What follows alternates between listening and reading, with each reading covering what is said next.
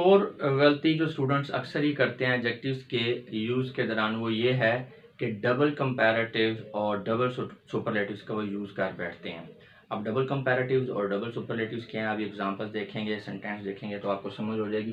तो रूल ये है, avoid use of double comparatives and double superlatives. ये बात याद रखनी है कि आपने कभी भी किसी सेंटेंस के अंदर डबल कंपैरेटिव्स और डबल सुपरलेटिव्स को यूज़ नहीं करना। अभी एग्जांपल देखते हैं तो क्लियर होगा। He showed me more better picture, उसने मुझे मजीद बेहतर जो है वो पिक्चर दिखाई या तस्वीर दिखाई। अब यहाँ पे देखें ना, बेटर जो है ये कंपैरेटिव फॉर्म है गुड की, तो ऑलरेडी जो है ये उसकी कंपैरेटिव डिग्री है, ऑलरेडी ये उसकी वो शो करवा रही है उसको कि ये गुड से बेटर है, यानी बेटर। ठीक है, तो यहाँ पे मोर भी यूज़ कर लिया आपने, तो मोर और बेटर, ठीक है, ये गलत हो गया। यहाँ पे ऐसे होना था, या तो आप कह रहे थे he showed me more good picture, ठीक है, तो ये डबल आपने कंपैरेटिव जो है यूज़ कर लिया, he showed me better picture, ये आप यूज़ करेंगे तो इट्स एनफ, और यही सही है। ये आपका सेंटेंस गलत है, ये बिल्कुल गलत है। इसी तरह के छोटी छोटी जो है ना वो एरर्स होते हैं, जो error of correction of error वाले जो क्वेश्चंस होते हैं एग्जाम्स के अंदर, तो स्टूडेंट्स बड़ा कंफ्यूज होते हैं, उनको समझ नहीं आ रही थी कि इसमें गलती कोई नहीं है, तो ये गलती है, मोर नहीं यहाँ पे यूज़ होना, ये डबल कंपैरेटिव है। इसी तरह he is the most tallest boy, अब बिल्कुल ऊपर की तरह यहाँ पे कंपैरेटिव की गलती थी, यहाँ पे डबल सुपरलेटिव यूज कर लिया। भाई देखें, जब आपने यहाँ पे टालेस्ट यूज कर लिया, टाल टालर टालेस्ट, ये सुपरलेटिव डिग्री ऑलरेडी आपने यूज की है, तो फिर आप यहाँ पे मोस्ट क्यों यूज कर रहे हैं?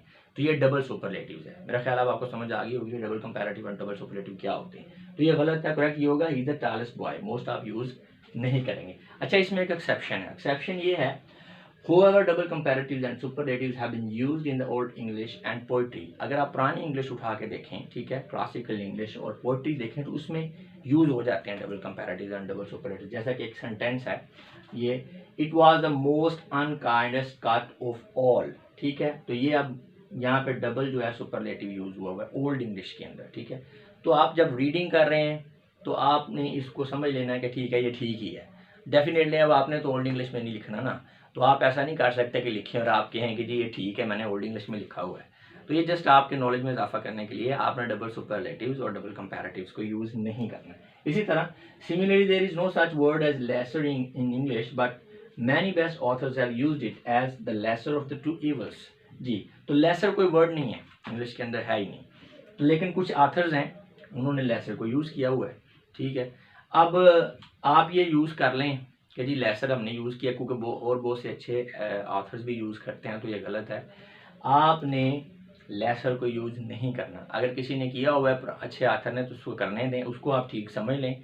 आपने वैसे अपने लिए इसको गलत ही समझना है। अब आप कहेंगे ये क्या बात हुई? देखें, ये नेटिव्स हैं, किसी लैंग्वेज के जो नेटिव होते हैं, नेटिव स्पीकर होते हैं, और वो बहुत आप कह लें माहिर हों लैंग्वेज के अंदर, तो थोड़ी बहुत फिर उनके लिए फ्लेक्सिबिलिटी होती है, उनके लिए रिलैक्सेशन होती है, वो थोड़ा बहुत मोल्ड कर लेते हैं चीज़ों को, तो वो फ़र्क नहीं पड़ता, लोग इसको बुरा नहीं समझते और नहीं, क्योंकि उनके बारे में ऑलरेडी पता होता है कि ये एक्सपर्ट हैं, ठीक है।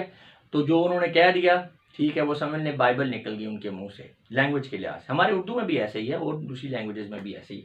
तो ये बड़े आथर जो किसी नेटिव के हैं, अगर वो थोड़ा सा रूल से हट जाते हैं तो आपने बुरा नहीं मनाना, आपने खैर अपने तय रूल्स पे रहना है, खास करके जब आप किसी एग्ज़ाम के अंदर बैठेंगे।